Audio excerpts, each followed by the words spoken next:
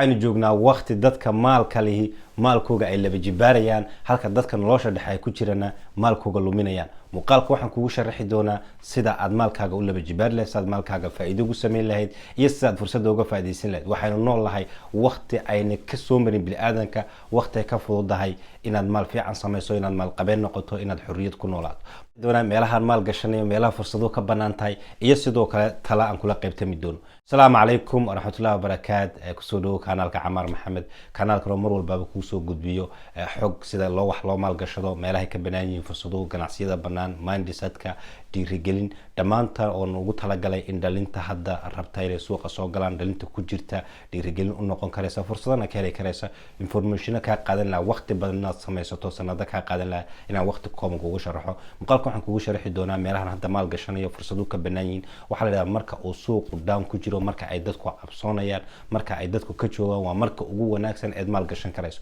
hadda waxa weeyaan suuqo dhan waa wada casaan, wax kasta stocks ka noqdo, indexiga ha noqdo, crypto-da ha noqdo, dhammaantood qasaare ku jiraan, down bay ku jiraan. waa waqtiga ugu wanaagsan ee dadka fahansan ciyaartan ay maal gashanayaan. haddaba sid uga faa'iideysan karaysaan fursadan, xageesa maal gashan karaysaa. anigu soo arkay la taliye meehi financial oo ku oran karaya halkan maal gasho, laakiin waxaan ku sheegi doonaa meelaha dhowr iyo 10 meelood maal gashanayo, meelo kamid inaan ku sharaxo. kamid crypto-da waxa weeye waa qaybta weyn, book baan ka qoray aan idin sharaxay saad u maal gashan karaysay, saad uga faa'iideysan karaysaan. sidoo kale stocks waan maal gashadaa iyo metaverse gain FT-ga meelahaas oo dhan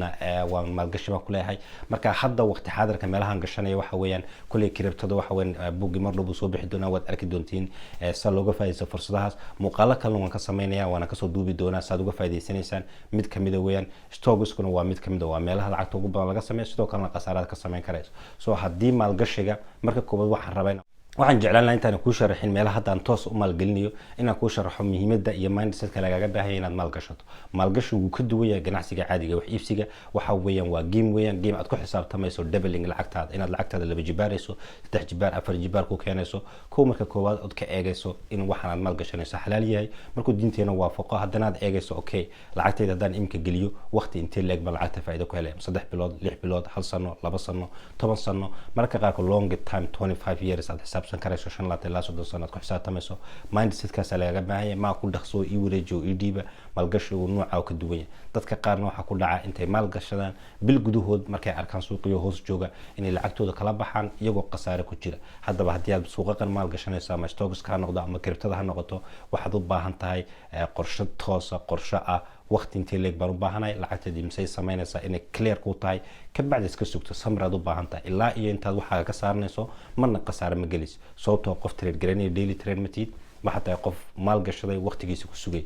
matalan stocks oo kale waa inaad eegi karayso shirkadan aad maal gashanayso, sheerka ka iibsanayso, shirkad si shaqaynaysa ma tahay, ma aaminsan tahay 10 sano 5 sano adigu ma isticmaal lahayd sidii macaamiil kale ma isticmaali karaysaa. marka intaas la qaato ka bacdi waad maal gashan karaysaa. iminka meelaha ugu muhiimsan ee maal gashanay waxa kamid ah Nvidia, shirkad la dhaw waxa weeyaan waa shirkad soo saarta VR-ka, muraayadan loo gashado, metaverse-ga ama gaming video gameka videoga lagu ciyaaro, muuqaaladooda loo gashado, AR-ga loo gashado. waxa weeyaan software-kan hadda teknolojiyadan online-ka lagu shaqaynayo ka soo saarta qalab ku sababaya inaad visual ku aragto, in aragti goon inaad toos u arki karayso waxaad samaynayso ama aad live la socon karayso kale sida game-to kale VR balad ama garanaysa virtual reality-ga. sababtan u maal gashan waxa weeyaan qiimaheegi 60% in ka badan bay hoos u degtay. $330 buu ahaa, hadda wuxuu taagan yahay $170 sheerkeegi. matala waxa weeyaan ugu yaraan 60 bay hoosto inaad VR-ka u isticmaasho, inaad AR-ka u isticmaasho, video gaming-ka oo loo isticmaalo. sidoo kale waxa weeyaan waa meel mustaqbalka u socdo, waad la socotaan metaverse iyo dunida xagga u socoto. sida awgeed maadaama aan aaminsanahay in technology-da loo socdo waqti ay iman doonto qofku uu u baahnay inuu meelaha balamaha tago soo gurigiisa joogo wixii toos uu la socon karayo. shirkadani marka waa technology-da xaggiisa inaad qalabka gashan karayso wixiina aad live la socoto. maadaama vision-ka dheer aan aaminsanahay, hadda waan maal gashaday. sababtan u maal gashadayna waxa 60% bay hoos u degtay. macnaha ka dhiganta markuu suuqu kor soo kaco barteedii caadiga ay ku soo laabato ugu yaraan 60% baa samaynaysa. meelahan ka fikiraya waxa weyn la 400 ilaa 600 ta ugu hooseysa ay tagi karayso hanana 400 soo hadaad 170 ku iibsatay 400 sameynayso game tide like 80% baa sameynaysa on this is good investment weeyaan wax aad si fiican u maal gashan karayso shirkadda labaad ee maal gashanay waa Nike kule Nike wada garanaysaan shirkaddan dharka ee soo saarta waxa weeye ma isticmaashaa ma gashataa ma aaminsanahay in Nike kan gashan karayo 5 sano soo socota ma haday ahaa tahay waxa weeyaan qiimaha share-keygu hadda wuxuu taagan yahay 106 160 nuuha macnaha waxa ka dhiganta haduu barteedu ku soo laamo intaadii waxa sameeyay double lacagtaada sameyn karayso ilaa 300 buu aadi karaya soo waxaad imika 100 siisatay ilaa 300 hadaad ku xisaabtamayso 6 bilood iyo 12 soo socda bilada soo socda waxa weeyaan waa faa'iido weyn weeyaan saasoo kala weynaado shirkadda saddexaad ee maal gashanay waxa weeyaan PayPal wad garanaysaa waxa weeyaan dadka isticmaalaya aad bay u soo kor dadka PayPal weeyaan shirkadda saddexaad isticmaalaya dadka isticmaalaya aad bay u korayaan 20% baa lagu isticmaalaa inay kor u korayso maalin walba hadda maxay ahayd share-keygu waxa hoosta degay 50% in ka badan dhowr iyo 70 muu socdaa 70 soo ugu yaraan haday 120 noqoto lacagtaada double baa sameynaysaa ilaa halkan ku xisaabtamay waxa weeyaan 400 ilaa 500 inay gaadho which means lacagtaada ilaa 4 ilaa 5% aad ku sameyn karayso taana waxa weeyaan waa maalgashi wanaagsan waaniyada taafrada maal gashanay waxa weeyaan Coinbase tan oo arkayo fursadda ugu wanaagsan ee maal gashanay waqti xaadirkan sababtoo ah kiribtada way soo laami doontaa jiilaalku winterku tagi doona waxa iman doonta waqtiga hype-kiigu hay sareeyay dadku ay iibsanayeen shirkaddan Coinbase kuna iyadoo kiribtada kuma xidhna hadii hoosta degto iyo hadii kor u kacdaba waxay ku xidhan tahay waxa weeyaan waa exchange-ga dadka ku bedeli waxaan aaminsanahay share-keygu ugu yaraan imika 6 bilood soo socda inuu 120 tagi doono oo double ah laakiin 12 bilood soo socda 12 bilood soo socda oo ilaa 6 tagi doono oo 10 laba jibaar lacagta aad gashatay mar walba aad ka faa'iidin doonto tanna waxa weeyaan as investment waxa weeyaan faa'iido weyn bay noqonaysaa sababtoo ah waxa weeyaan waa meel mustaqbal leh waa meel hor u socota aan aaminsanahay projectiga meesha u socda iyo mustaqbalka iyo 10 sano 10 sano hatta 6 bilood iyo 12 bilood soo socda gaari waayo inuu gaari doono halka sano iyo 2 sano soo socota lacagta 10 jeer inay isla jibaar doonto inta qasaarin leedahay banku oo leeyahay taa waa waxaad maal gashan kartaa Palantir waxa weeyaan waa tashanaad la jeclaan la soo qaybtamo waxa weeyaan waa shirkad soo saarta software safety waan ognahay dagaalkii saddexaad ee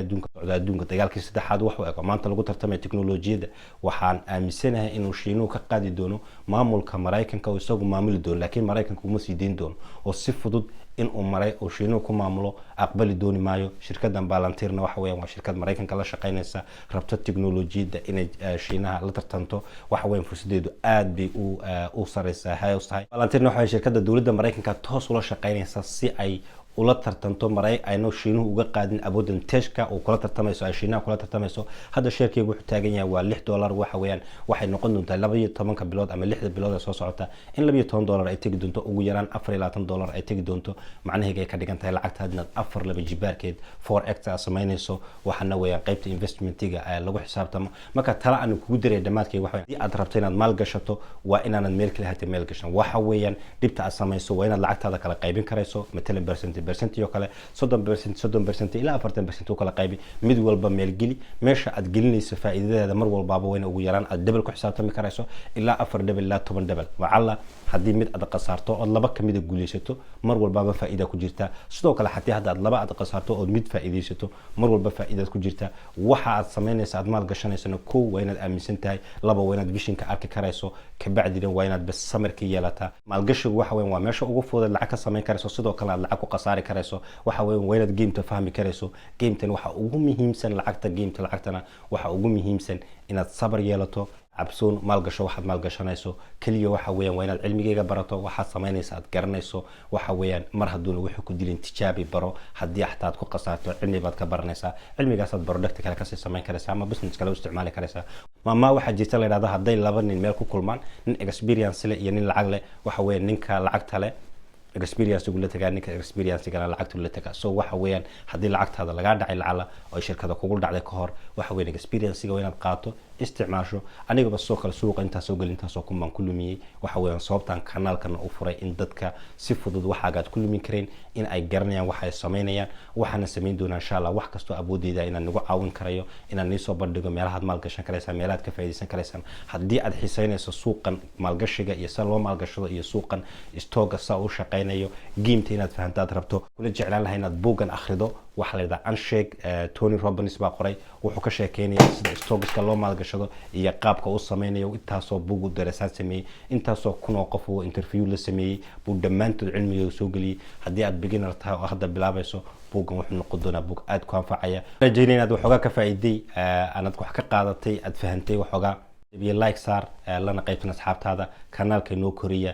dhammaanta asxaabtana han gaarsiino insha Allah wuxuu noqon doonaa sayna hore nagu ballan qaaday kanaalka ugu weyn ee Soomaalida xagga financialka aad garab istaaga iyo xagga mindset kaba guul bani rajaynaya. Assalaamu calaykum.